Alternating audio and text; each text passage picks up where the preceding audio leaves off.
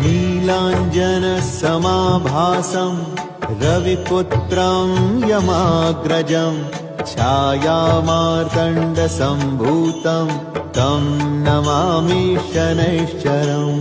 नीलाञ्जनसमाभासं रविपुत्रं यमाग्रजं छायामार्तण्डसम्भूतं तं नमामि शनैश्चरम्।